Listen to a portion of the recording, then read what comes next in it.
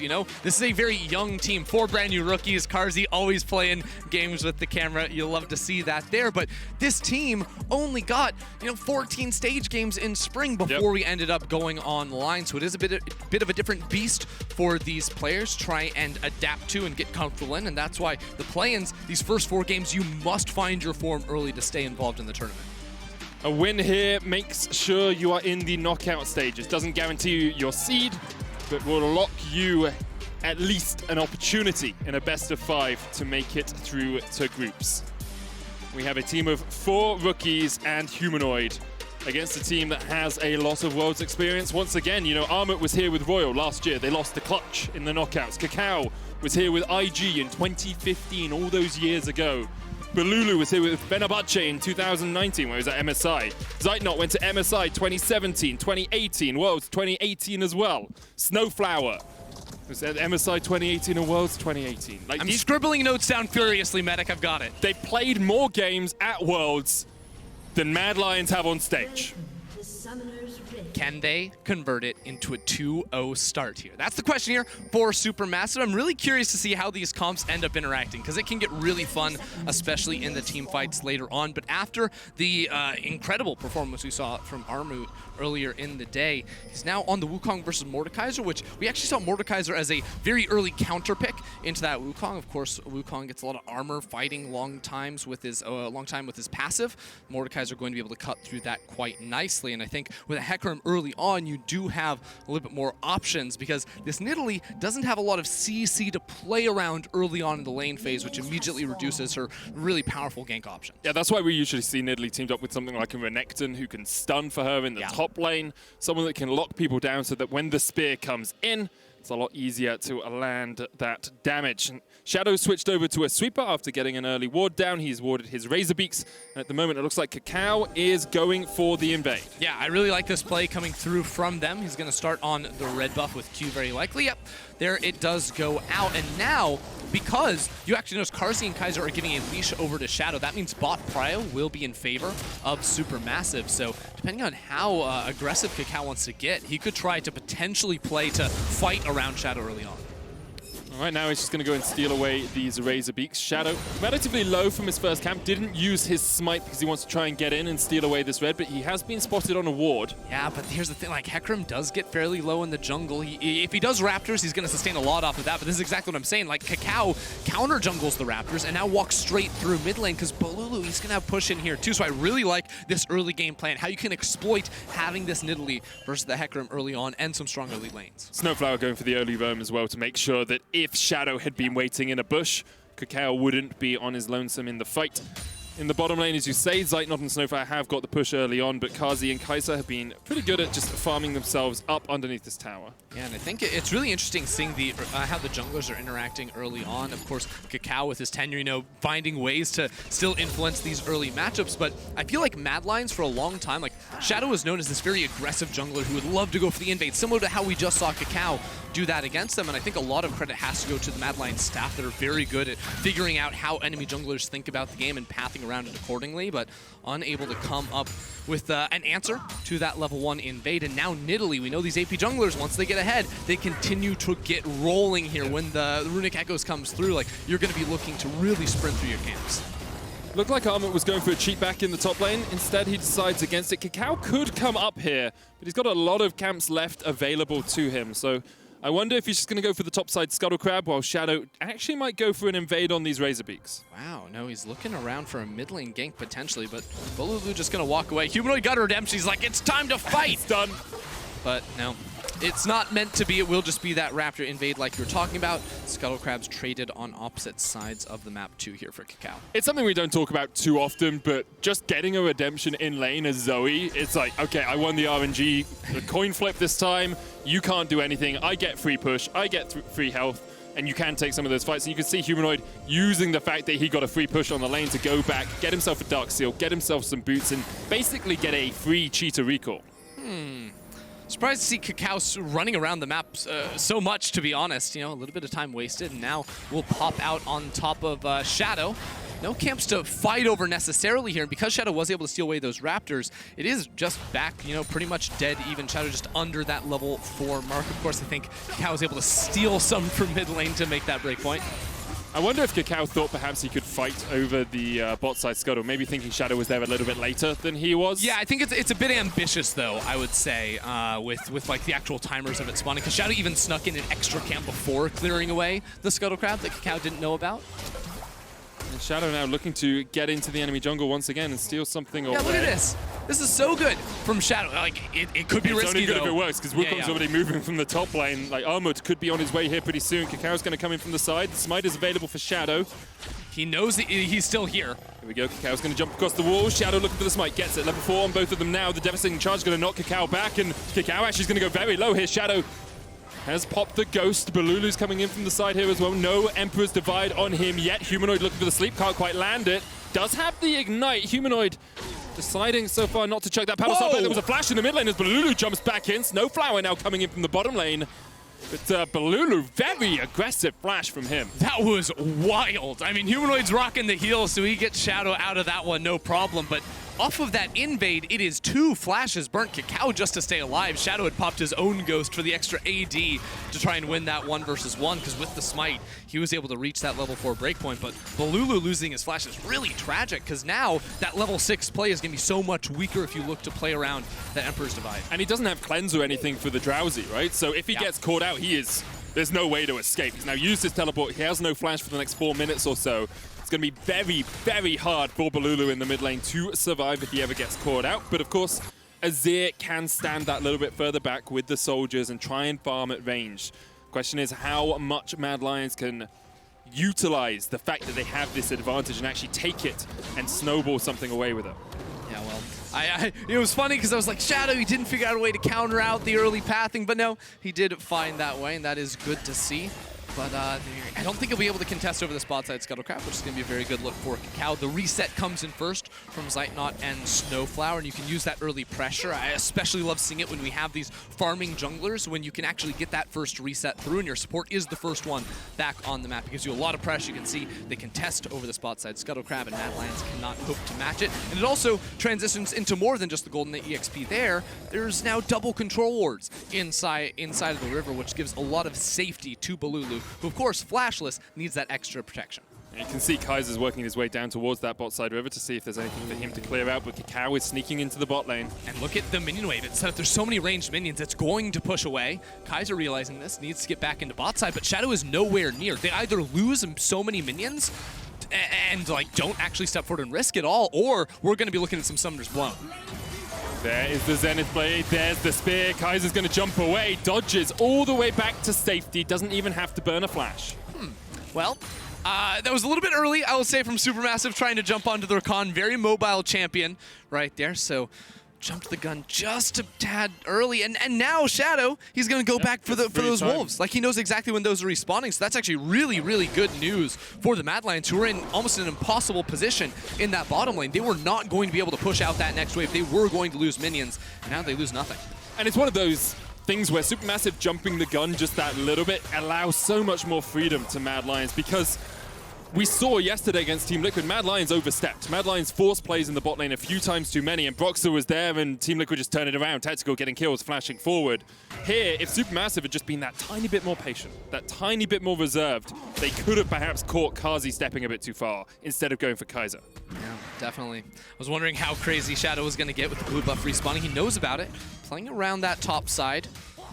And see both mid laners, like neither mid laner actually has much mana, so fights can get really, really interesting. Shadow does have access to level 6, and Rome doesn't know this is coming. Cyclone coming down, and Rome actually passed down towards Kakao, and that's first blood before Rome can react. Yeah, and it's going on to Armut. We saw what happened with Shen. Now he's on Balulu, the Wukong. no flash. He's going to try and get away, but there's the fear, and there's second kill of the game as Shadow takes down the Azir. Yeah, really nicely done from both teams. Both junglers saw their windows, and they were able to attack. Rome did not see that one coming at all, but Zeitnot with a good roam will be in here in mid lane to pick up that bonus cannon before sprinting back down bot side, because there's going to be a wave coming in there too. So a little bit of min-maxing from the bot side. Big winner though is Supermassive with this Rift Herald coming off the back of the play.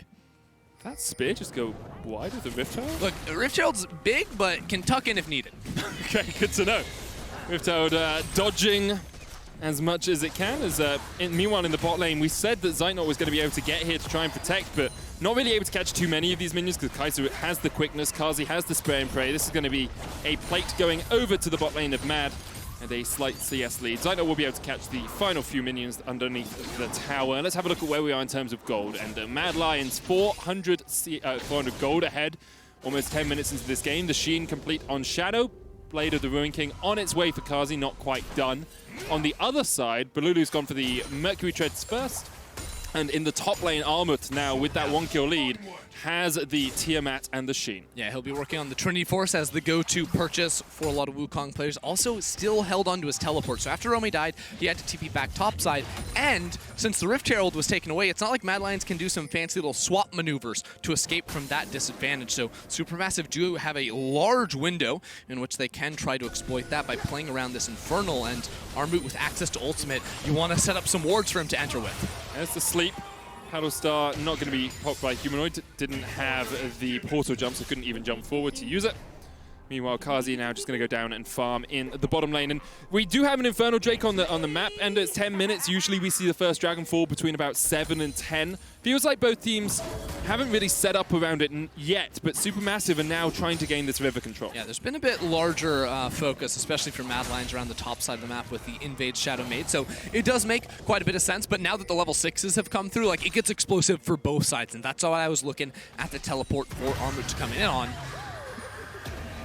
That's the Cyclone for nothing? Yeah, I was looking, I was like, are we fighting up here? What's going on? Armut just pops that one, and now the teleport difference will feel a little bit less bad for the Mad Lions. Rome, even with that early death, is doing well in terms of the overall farm department. Went for the very quick armor route, so we'll struggle if Kakao ever visits top lane, but if he doesn't, here we go. Snowflower's going to get knocked back with the devastating charge. There's the quickness. Snowflower flashes out of the knock-up, though. The tenacity from the Mercury Treads actually saving his life.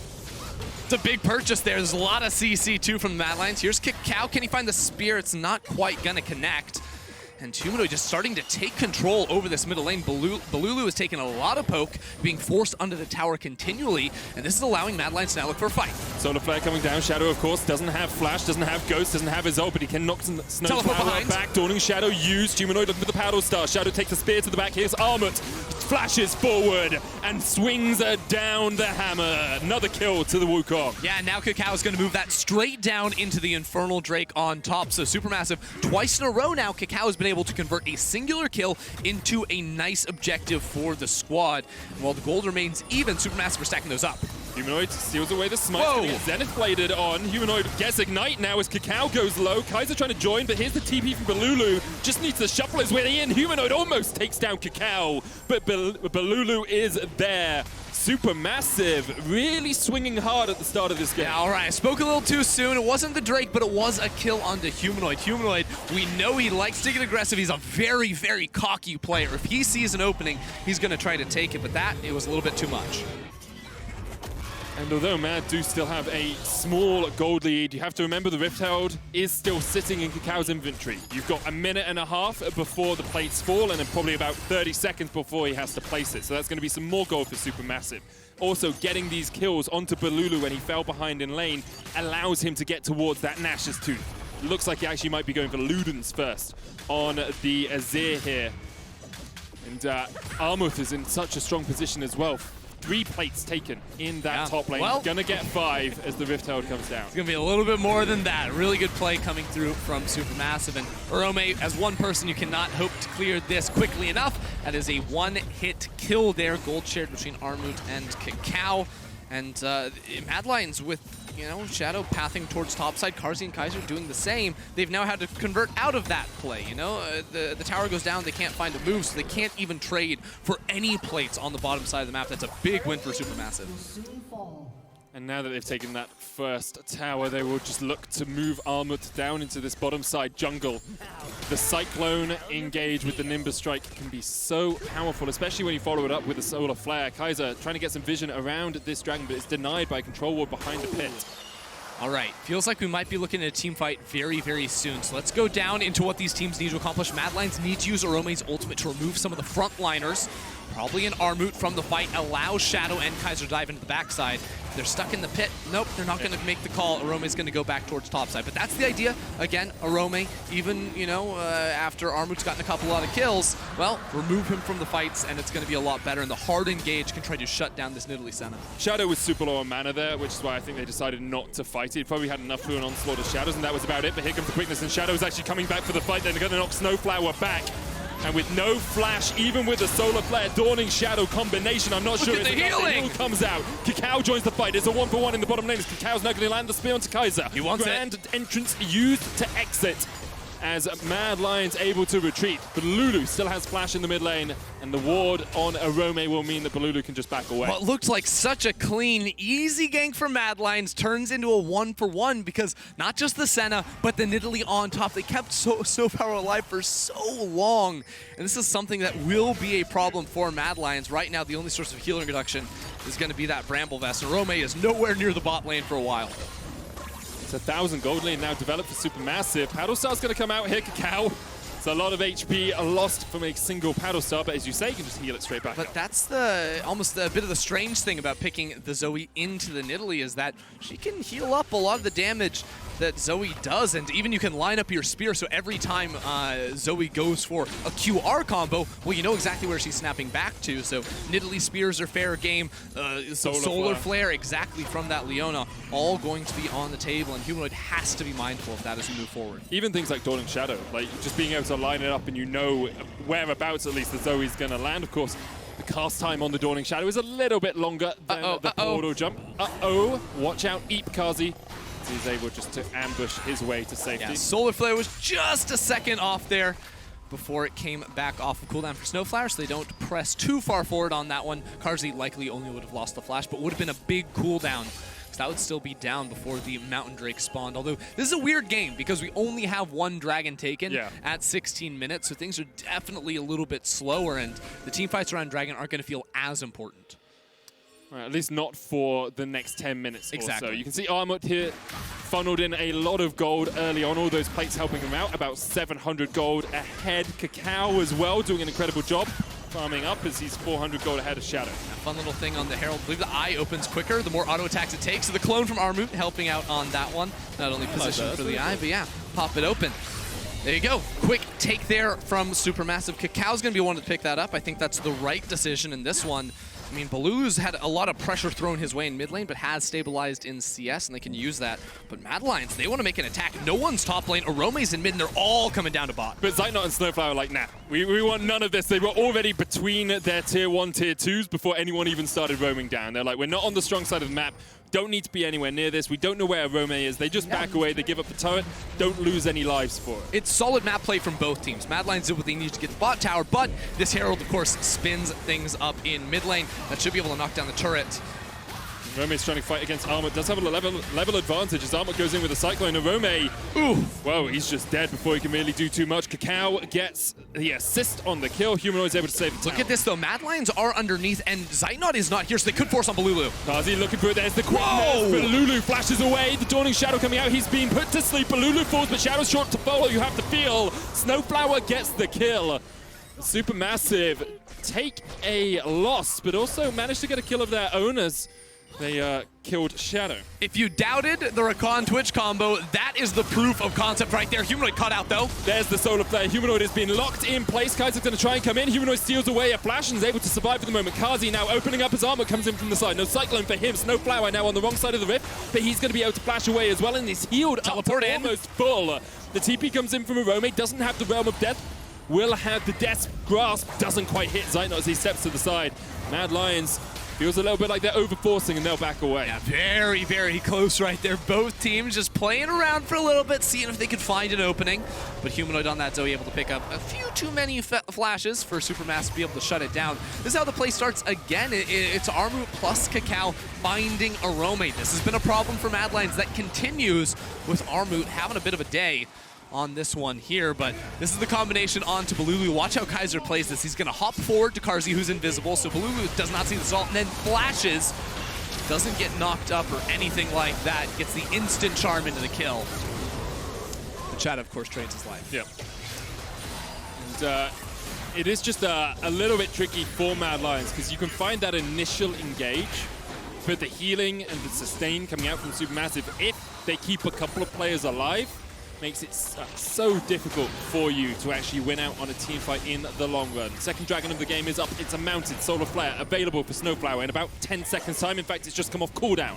Mad Lions gonna keep this dragon ticking over. Humanoid looking for the sleep, lands it onto Balulu. Snowflower goes forward, but misses. Look at Armut! But here is Armut. Cyclone onto the back line, and immediately Kaiser tries to defend Kazi. Armut now stepping forward in the Death Realm. He's trading against the Roman. The dragon goes down and is taken by the Mad Lions. Humanoid off towards the top side, getting chased away. Balulu flashes forward, actually just jumps in with the Emperor's Divide, and Supermassive will get a kill for the dragon. Yeah, that should be the mid tower as well. You can see Supermassive, very clear comms, cautiously playing out that team fight. They don't want to overcommit. They want to make use over their heals, and they say, fine, we'll give you the Drake. We'll take that mid lane tower. A very good look for them. Really is. Balulu actually going Nash's Tooth instead of the Ludens, just gives him that extra DPS across the course of the fight. And Supermassive now 2,000 gold ahead, Ender. In a very strong position. Kull almost stacked up on Zeitnot as he's got the Manamune on its way as well. I like the Executioners actually on the center. I think it just gives you that little bit extra against the healing that can come out from a Mordekaiser with Conqueror, from the W, Twitch even? from the Twitch, from the W, from the Hecarim as well. Has so much healing when he gets in the middle of a bunch of other players. And it just reduces the amount that the sustain from Mad Lions. For sure, definitely. And that's something that Supermassive have going for themselves too. Like, Mad Lions got to find some way to cut through that healing, because, I mean, we checked in 10 minutes ago. It was just the Bramble Vest, still just the Bramble Vest. And if you're trying to find W healing over on the side of Mad Lions, well, there's an E healing on Nidalee, right? There's a Q healing on Senna. Like, that is a lot that Supermassive have going for them. Yeah, it really is, and I'd love to see an Executioner's calling for Kazi. Now that he's got the Rune Ends and the Blade of the Ruin King, he's kind of like there. Although you could argue Infinity Edge's core on the Twitch as well when you get towards some of these team fights. At the moment, Balulu's off towards the top lane, does have the TP. As Mad Lions look for a little bit of an engage in the mid, can't find it. And have to give credit to Supermassive. They've just been playing this one out super patiently. Haven't always been looking for fights, haven't always been looking for kills, but they are 3,000 gold ahead. As Humanoid jumps in, almost kills Zeitnot, but Snowflower's going to chase him. There's the Dawning Shadow. That's exactly what we said. The portal jump can spell your demise as Arome tries to trade it onto Armut. Death Realm is available, but there's the Emperor's Divide, and Kazi is chucked back into the midst of 5 members of Supermassive. He's gone. Arome's next on the menu. Supermassive are just wiping Mad Lions. Supermassive just destroy them right there. Snowflower waiting over the wall. Humanoid does a lot of damage, but not that much damage, and Snowflower absolutely punished him. That's going to be the Baron on top, unless Shadow can steal. Shadow, he's got no flash, he's got no Onslaught of Shadows, there's no way for him to get in this pit. In fact, at the moment, he's got no Smite Ender. It's still on a cooldown. Supermassive going to get the first Baron of the game, 22 minutes in. And we wondered whether the TCL representatives would be able to fight for the top spot in this group. Well, they are making a statement with this game. They are. They really, really are. And you see it again. This is the problem with the Zoe. It's a style pick, but that R immediately sends you back to the same place. Snowflower punishes it so massively. Now watch Balulu here. He's going to find Karzi. Whoop! Come on back, buddy. And he instantly falls. It's just nothing you can do there as the Twitch. Great engage from Snowflower on the Leona, the Zenith Blade chase into Balulu, just following up with the Emperor's Divide, and now Mad Lions very much rocked back on their haunches. Sleep from Humanoid. But like, half the damage you just did has been healed up in a moment. Kazi's going to look for the ambush, but Snowflower is here to protect and delay Mad Lions from finding the engage they're looking for. And now in goes Snowflower, the Solar Flare coming out. There's the Cyclone, the Wombo combo from Supermassive is exactly that. 2 quick kills and a third to follow. Supermassive are showing up. Armut and Snowflower are nasty, and they do not give up. Balulu knocks down Shadow underneath the tower. This might just break Mad Lions. I mean, it might just be game. Let's be honest. They haven't got the minion wave. That's the only thing I can see that could delay them, because this inhibitor tower is going to have all those extra resistances. 20 seconds still on Humanoid, 24 on Shadow, 20 on Arome. This is going to at least break the base of the Mad Lions.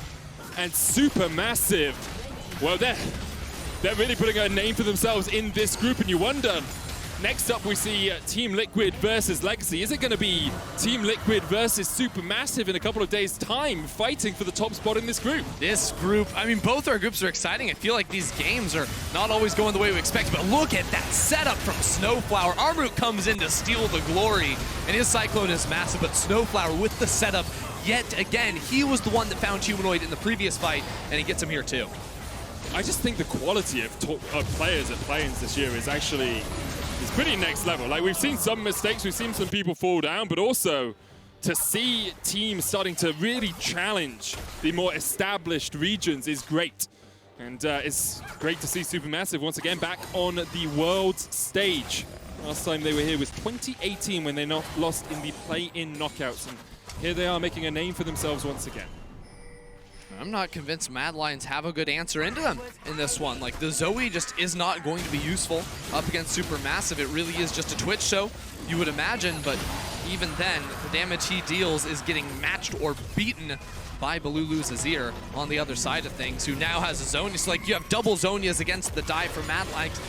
It feels bad because Shadow has dived into so many of these fights, but he has not been able to get much done with people flashing away, and now Supermassive have everything they need to break the base. That was cheeky. So Dawning Shadow was used to delay the back of Kazi because they knew where he was, and now that means he can't get back here to defend the inhibitor in time, and Supermassive. It's going down. It's those sort of cheeky plays that really define games like this, like the wherewithal, the awareness to do that, to make sure the Twitch can't get back, to break the inhibitor tower, and now to look for that inhibitor itself as well. Armored is on the front line. Mad Lions looking for the flank position, looking to see if they can get onto the back line of Supermassive, but right now, Supermassive are just holding them at arm's length and saying, you can punch all you want, you're not finding your mark, you're not finding the connection. Mad Lions find a good sleep there onto Cacao, but the Paddle Star isn't there to follow up. Supermassive has, Snowflower has just used the Zenith Blade and didn't quite connect. Yeah, and Supermassive, they have this turret to fall back on, so Mad Lions, they've forced fights hard, but it will not work if you do it running into the Azir and the powerful backline of Supermassive. This inhibitor already down below 50% HP, and Zaynet punches it from a mile away. So easy for the center to step up here. Armored on the front line. Death's Grasp not going to pull him back. That's the clone. Snowflower down to about half HP, but that's 2 inhibitors down. Supermassive, a 10,000 gold lead at 26 minutes. Like, they have just taken everything away from Mad Lions. Yeah, I mean, they just won so many fights in a row, and we saw, like, in draft, we saw the Zoe come in. It changed the options Mad Lions had in the game, but when there's a Nidalee and a Senna on the other side, the healing just makes your champion pretty much irrelevant, unless you can 100 to 0, and that's not going to happen when you're 0 and 4 and have to itemize into the Void Staff, just the cheapest possible items to get to the next breakpoint. Supermassive, on the other hand, Nash's Tooth, Zhonya's complete on Balulu. Yumu's Muramana stacked up on Zeitnot. Trinity Force, Death's Dance, and a Randuin's on its way for Armored. Supermassive are just too darn strong for the Mad Lions to deal with. Yeah, let's just work it up into top lane. Snowflower is in exactly the right place to get the deep vision, maybe knock down a couple of turrets up there, because in a minute we have Baron. And that's how Supermassive closed this game. Mad Lions, if they give that up, you can't really hold the line here against Supermassive's teams. Like, they're just going to break through structures. So team fight is the best answer for Mad Lions, but even in that, they're horrifically outmatched. And the question is, like, Supermassive haven't needed the Baron to do everything, right? Like, they were winning the game before the Baron even came around. So maybe they can just deny any vision around it, look for this tier 2 in the top lane, wait for the supers to push in bot and mid, and then take a fight on their terms. Zeitnot going forward with the Curse of Black Mist, and the tier 2 tower is going to fall before I can even finish this sentence, Endo. It's a surprise to say the least. As look at this minion wave. It's huge. They've stacked this one up beautifully. Karzi, does he have to use the ult to clear the wave? No, he has his E stacked up, so it will be good. And Kaiser is on the flank. They land the bubble. Sleep onto Cacao, uses the stopwatch to make sure the Paddle Star can't connect. Snowflower goes forward. Zenith Blade misses. There's the Solar Flavor as well. And perhaps it's the chance for Mad Lions. The quickness comes out. Snowflower almost down, but you just don't have the damage. And now, even with the sleep landing onto the Lulu and the devastating charge, so the Shadows goes onto the back line. This is the only opportunity that's going to happen. You can see they're just getting ripped to shreds. They are being torn apart by Supermassive.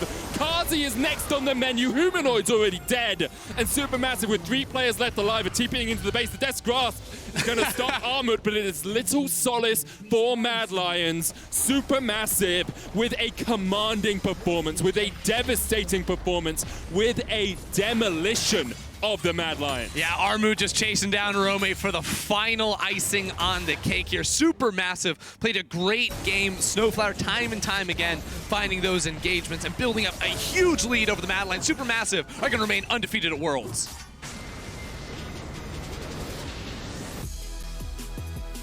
And what a strong performance it was from them. You know, Mad Lions, they had a few punches, they had a few moments where they fought back, but SuperMassive were just always ready for them. They always defended in the right place, attacked in the right place. It was a team that was coordinated and on the same page, which is something we haven't seen